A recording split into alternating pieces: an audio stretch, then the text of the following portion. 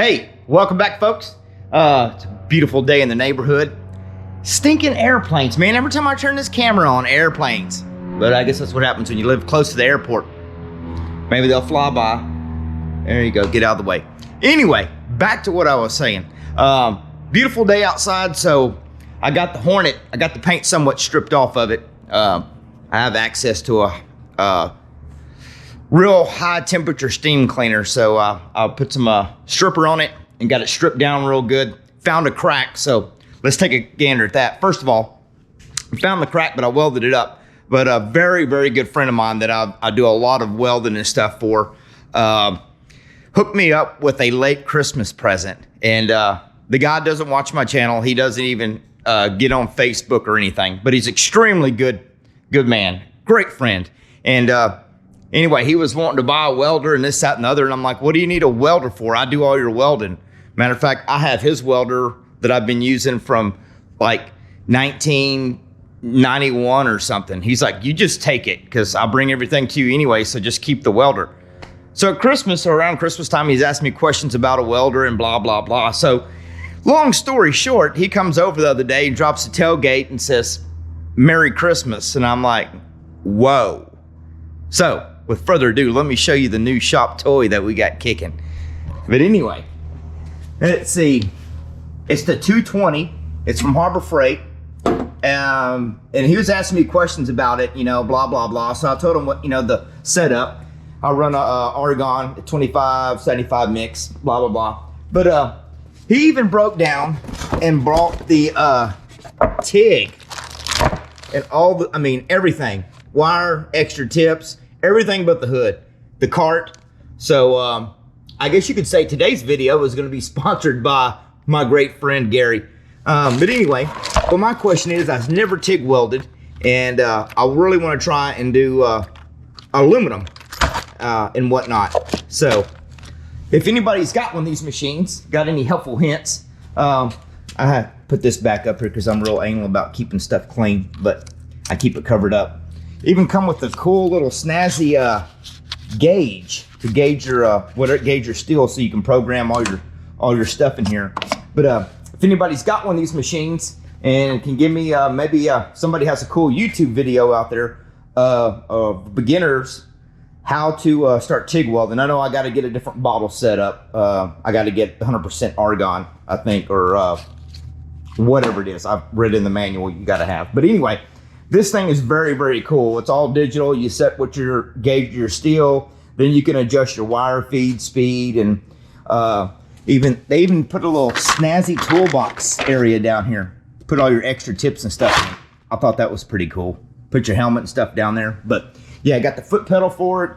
Well, everything. But anyway, that's enough on the welder. But like I said, somebody's knows a link to a very cool video for beginners on how to TIG weld. Hey, drop me a line, shoot me a link. Anyway, back to the Hornet. Like I said, we got it all pretty much stripped down. Got a little bit of paint left on it, but we're fixing to blast it. Right down here at the bottom of the kickstand, had a little crack in it, so I welded it up. Don't judge my welding. This is like the actually second time I've like pulled the trigger on that thing. But the rest of the frame, I checked over all the welds and whatnot on everything. There's a few spots that I like cleaned up a little bit. We're gonna get this primed today. I did go ahead and take the fan shroud. It was blue. That ain't gonna go with the color that I'm working with. Got the fan shroud off, starter housing, both the fenders, and there you have the front forks. Now some of the stuff, the color I found, Buddy painted my drag bike with is kind of this, kind of like the same color, but a little bit more flashy. So I'm trying to track that stuff down. That's the color I'm gonna go with. Ooh, it got dark, didn't it? Hold on, let's swing you around. All right, there we are, back again. So anyway, like I was saying, trying to track down the paint that I'm gonna use, but today's goal is, since the sun's shining and it ain't too windy, I am going to get all this stuff blasted that I'm gonna paint, and at least get it in primer. I'm gonna use some self-etching primer. We're just gonna do a rattle can job on this and probably throw some clear over the top of it. Think it'll look pretty snazzy with what I'm gonna go with. Trying to keep a little, keep the old school color look to it. And I'm gonna try and track down the original stickers and whatnot. I found a link to a guy I'm doing the cat duster. He had the whole sticker package. I'll put a link in the description when I find all his info.